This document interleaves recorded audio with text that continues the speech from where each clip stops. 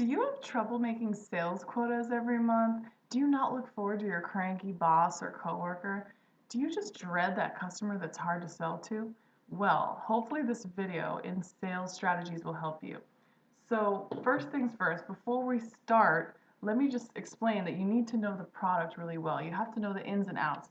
What makes your product great? What are some of the shortcomings? Be honest. You're going to want to know that. Know your research. Know who your customers are, where they're from, what companies they're from. Research their company. Also, make sure you know your own company. Know how your company's doing. This means you can look on Yahoo Finance or research it. Go to the library. Ask the librarian to ask her about market segmentation. Also, talk to people. Talk to your friends, family. Find out what do they think about this product so you can get an idea. Watch the news, read the news, watch TV, watch commercials. Just get an idea. Also, you're going to want to look into cultural nuances. So that means you're going to want to learn. You're going to want to learn languages. Go eat different foods you've never had before. Learn the names of the foods. Learn how to say please and thank you in every language of your cultural segments that come in. Also, and we'll have a whole video on that.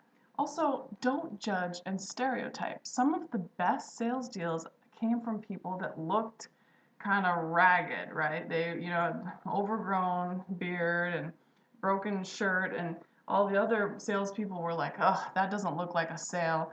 And I went ahead and took it. Turns out that customer was an amazing sale, got the entire package because just happened to be wearing just normal clothes, but turns out he was a billionaire.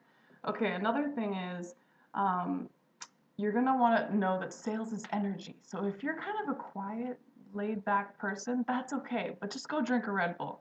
And the best salespeople are really, really competitive, which is okay. They have top sales because they have this inner core of steel and they have this cold stare. And they have, I swear, probably really good poker games because they have great poker faces, excellent poise. So if you want to be top sales, you got to have excellent poise. That means walking into work every day with stand up straight, head face on, to people, head straight to where you're going. Don't go into the side or stand like this. Okay. Another thing is these best salespeople have plans of attack. So that's what I'm about to show you. Before we get to the strategies, make sales fun. Have, potluck days at work. And if you're a manager, a sales manager watching this, make sure you have a tracking system so you can share the information with your employees every morning. And also, train them, share your, strategies in your language with them.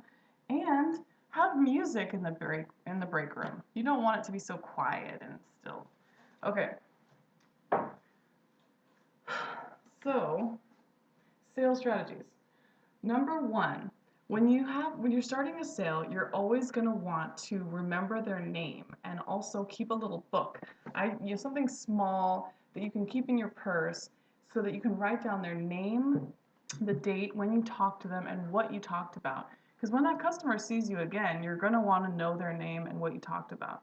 So often we forget. Another thing is you're going to want to go on to small talk. So you're going to want to talk to them about, hey, where are you from? I see you're from Boston. I love the Boston Red Sox. And just get to know them. Talk about anything. Talk about what you're wearing. Talk about the news. Talk about the product, but in a non-salesy way. You're also going to want to, at that time, identify if they have any emotional baggage. So for an example would be if a customer comes in, this is an example, and they're just not smiling and they look like this. And you say, hi, sir, and he does not really respond. It's probably because he has some trust issues. So you're going to want to respect their emotional baggage, and you're going to want to identify that in your mind. There's lots of other examples that we talk about in the emotional baggages video. But right now, we're just going to go on the steps. So after you have small talk and identify their emotional baggage, you're also going to want to, understand what drives them. So if you understand someone's emotional baggage, you can also understand what drives them personally. So maybe their emotional baggage relates to, I'm always trying to have nice things because I want to prove to myself that I am successful or prove to others that I'm successful. Maybe I continually always have a big ego and I have a lot of pride because I was hurt in my life, and so I'm very prideful. There's also different types of people. There's macho men, and there's just a lot of interesting emotional baggage that you can read about and also watch in my emotional baggage video. Okay. Another thing is you're going to want to acknowledge it and say to yourself, I understand why they're like that. It's not personal. So anyone that's a difficult customer, just tell yourself it's not personal. They do that to every single person. Okay. Another thing is you're going to want to the next step is to transition. So after you've talked to them for a long time about small talk and you've already learned what their emotional baggage is in their life, then you're going to want to have a transition such as, okay, well, anyways, back to the product, or anywho, it's been great chatting it up, but let me tell you about the product. So have a transition sentence. Don't just start selling out of nowhere. Okay, when you start to sell, it's a very subtle and very tricky game. You have to play chess with the customer. Start out by just feeling it out with a subtle phrase such as, Mr. So-and-so, if you were to choose, if you had the chance to choose anything here, ideally, right? Anything you want, what would it be? Out of that, there's two scenarios. The customer could be very positive, and at that point, you can start working on the price negotiation with him, or he can not be positive. And at that case, you're going to have to bring out your remember words and show him the pros and cons and tailor it to him. So remember words. So let's talk about if the customer is happy, then you can say, okay, great, these are the prices, start high, reasonably high, and then slowly see if you can work your way down. So instead of starting high and working down like all salespeople tell you, my motto is to start high. I didn't write it down. Start high and then reevaluate if and how much you can go down, because when you're in the sales, you're also looking ahead, seeing what other sales you have that day, what other products you might have that week, trying to estimate, project for the future. Sales is very complicated. It's actually a lot of fun. You don't want to just say yes, yes, yes to the sale, because you have to keep in mind, what is my supply for the coming week and month? Am I going to be able to meet my supply? So if you can't meet your supply, then you have to keep the prices really, really high. If you can and the customer is negotiating and they seem positive, then yeah, you can work with them and go down a little bit, but just go down a little tiny bit. So that's the positive route. If the negative route means that the customer is not very happy about your question, if you say, what would you ideally like to pick if you could get anything you want? They say, I don't know. I don't know.